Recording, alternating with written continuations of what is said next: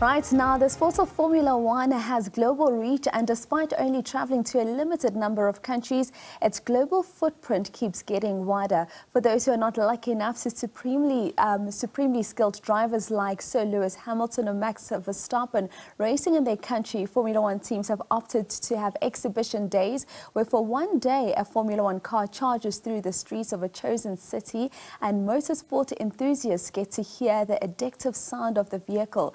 Now, my colleague Tando Mqoli spoke multiple race winner and Formula One driver David Coulthard about the success of Formula One show runs and the debate around the countries being given the honor to host Formula One races despite their questionable human rights standing.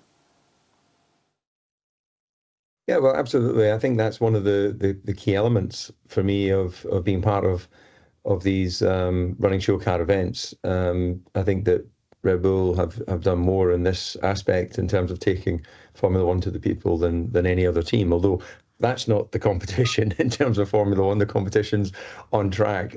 But as someone that's a fan of the sport, that, you know, it's been such a big part of my life, it's, you know, I personally think it's fantastic that, you know, we've just come off the back of being in Houston, Texas, in what was a completely free event open to everyone, you know, from all walks of life, which isn't always the case with a stadium event or, you know, a Formula One race where people have to, you know, obviously get ticketing and get themselves physically to where the actual race is taking part. So I always feel it's like putting Formula One in the heart of the cities or in areas that are, you know, the local markets are able to negotiate well with the local officials.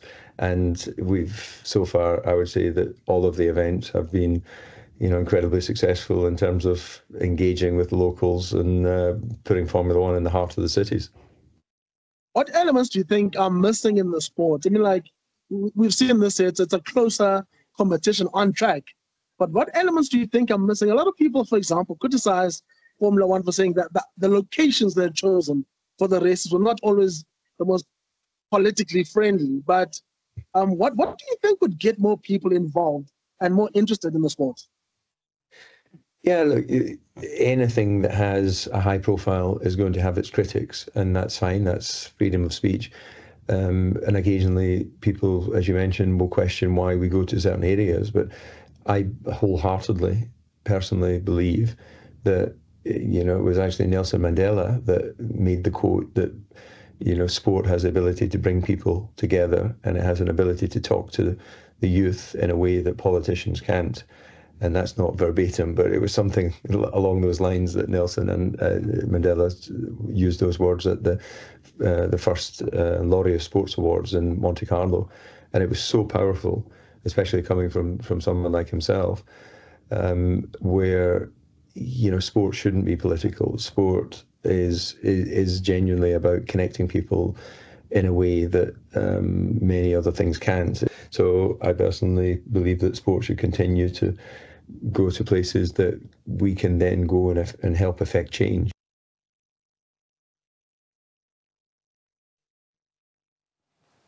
Now, the Red Bull title-winning Formula One car will be unleashed in the streets of Sandton on Sunday, with festivities happening throughout the day. Multiple race winner David Coulthard will be piloting the Formula One car through Katherine Street in the heart of Johannesburg's financial hub. This will be starting at 9 a.m. Expect roaring engines, thrilling stunts, and a chance to witness the exhilarating Formula One experience up close. The man joining me in studio this morning will certainly be there. He'll be part of the vibe and the action. It is Formula One analyst Lufefe Mayekiso. Lufefe, thank you so much for joining us once again.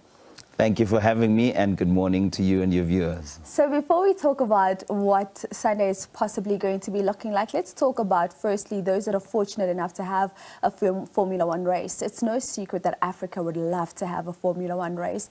And perhaps if we take the emotions out of it, we realize that there is a formidable opponent for South Africa in Rwanda, because they are willing to spare no expense to have Formula One out in the streets of Kigali. If Formula One returns to Africa, where will it likely be? Well, as things stand, like you're saying, it's a battle of two countries that are the front runners, which is SA and Rwanda. So I'll just unpack what I know about each one. So South Africa, we have hosted over 25 races from 1962 until 1993. First in East London and then in Kyalami from 1967. So we've got that rich history of Formula One. It's in our DNA. And for me, I think that makes us front runners. We even have a Formula One winner. Exactly, Jody Scheckter, who won the championship with Ferrari in 1979.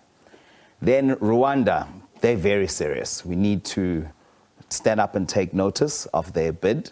They are prepared to invest what is required because hosting Formula One is not cheap. They are proposing that they will have a street circuit ready in no time, together with the infrastructure that is required. So I do think that this puts us under the cock to move on our bid as well.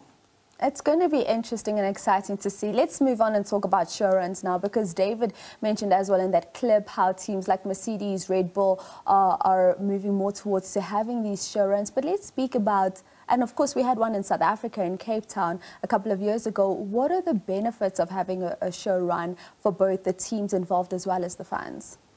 A show run serves as a dress rehearsal to test the appetite of a specific country which is probably not hosting an F1 race at the time.